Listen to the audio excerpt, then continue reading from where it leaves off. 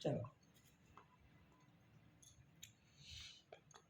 करवा चौथ व्रत कथा। एक साहूकार था जिसके 7 बेटे और एक बेटी थी। सातों भाई व बहन एक साथ बैठकर भोजन करते थे। एक दिन कार्तिक की कृष्ण पक्ष की चौथ का व्रत आया तो भाई बोला कि बहन आओ भोजन करें। बहन बोली कि आज करवा चौथ का व्रत है, चांद उगने पर ही खाऊंगी। तब भाइयों ने सोचा कि चांद उगने तक बहन भूखी रहेगी, तो एक भाई ने दिया जलाया, दूसरे भाई ने छलनी लेकर उसे ढका और नकली चांद बनाकर बहन से कहने लगे, चल चांद उगाया है, अर्घ दे ले। बहन अपनी भाभियों से कहने लगी, चलो अर्घ दें। तो भाभियाँ बोली, तुम्हारा चांद उगा होगा, हमारा चांद तो रात को उगेगा। बहन ने अकेली अर्घ दे दिया और खाना खाने लगी।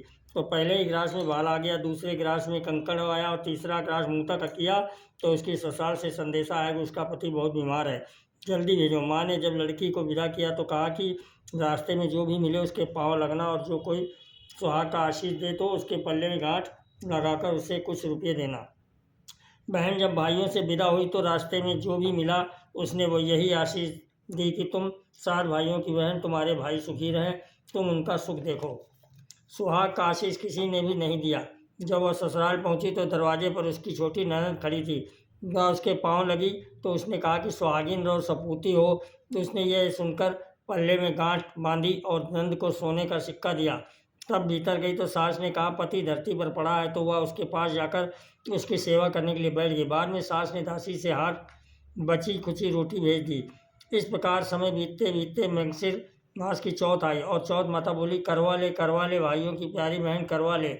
लेकिन जब उसे चौथ माता नहीं दिखलाई दी तो वह बोली, माता आपने मुझे उजाड़ा है तो आप ही मेरा उद्धार करोगी, आपको मेरा सुहाग देना पड़ेगा। तब उस चौथ माता ने बताया कि पौष की चौथ आएगी, वह मेरे से बड़ी है, उसे ही सब कहना, वही तुम्हारा सुहाग वापस देगी। पौष की चौथ आकर चली गई, माघ की चली आई, फाल्गुन की चली गई, चैत बैसाख जेठ आषाढ़ श्रावण भादव सभी चौथ आई और यही कहकर चली गई। आगे वाली को कहना। आसौज की चौथ आई तो उसने बताया कि तुम कार्तिक की चौथ नाराज है, उसी ने तुम्हारा सुहाग लिया है, वही वापस कर सकती, वह आएगी तो पाँव पकड़कर विनती करना। यह बताकर वह भी चली गई। जब कार्तिक की चौथ आई तो वह गुस्से में बोली, भाइयों की प्यारी करवा ले, दिन में चांद उगाने वाली करवा ले, व्रत खंडन करने वाली करवा ले, भूखी करवा ले। तो यह सुनकर वह चौथ माता को देखकर उनके पांव पकड़कर गिड़गिड़ाने लगी। हे चौथ माता, मेरा सुहाग तुम्हारे हाथों में है, आप ही मुझे सुहागिन करें। तो माता बोली, पापिन हत्यारिन, मेरे पाँव पकड़कर क्यों बैठ गए? तब वह बोली कि जो मुझसे भूल हुई उसे क्षमा कर दो, अब भूल नहीं करूंगी। तो चौथ माता ने प्रसन्न होकर आंखों से काजल, नाखूनों में से मेहंदी, टीके में से रोली लेकर छोटी उंगली से उसके आदमी पर छींटा दिया। तो वह उठकर बैठ गया और बोला कि आज मैं बहुत सोया। वह बोली, क्या सोए, मुझे तो 12 महीने हो गए, अब जाकर चौथ माता ने मेरा सुहाग लौटाया है। तब उसने कहा कि जल्दी से माता का पूजन करो।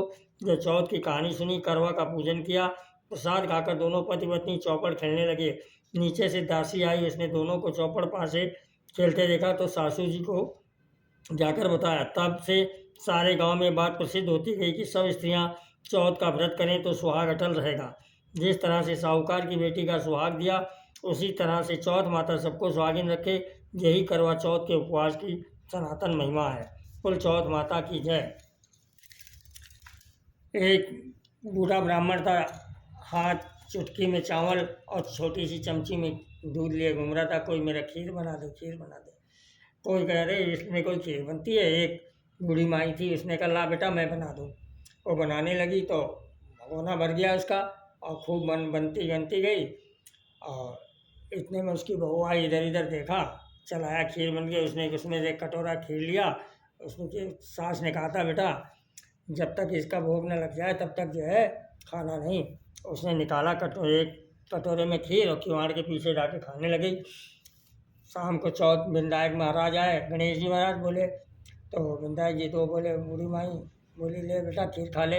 बोला, माँ मैं तो तभी खा लिया था जब तेरी बहू किवाड़ के पीछे बैठ करके खा रही थी। तो उसने कहा, पूछा बेटा तूने खीर खाई, घूटन डाली? बोले, मेरे सासुर की कमाई, मेरे सास की कमाई, ससुर की कमाई, मेरे जेठ की कमाई, शनि की कमाई, और मैंने खा लिया तो उसमें विनायक बाबा मेरे क्या लागे। विनायक जी महाराज खुश हो गए, उनका मैंने सभी भोग कर लिया। बोले, विनायक जी महाराज की जय।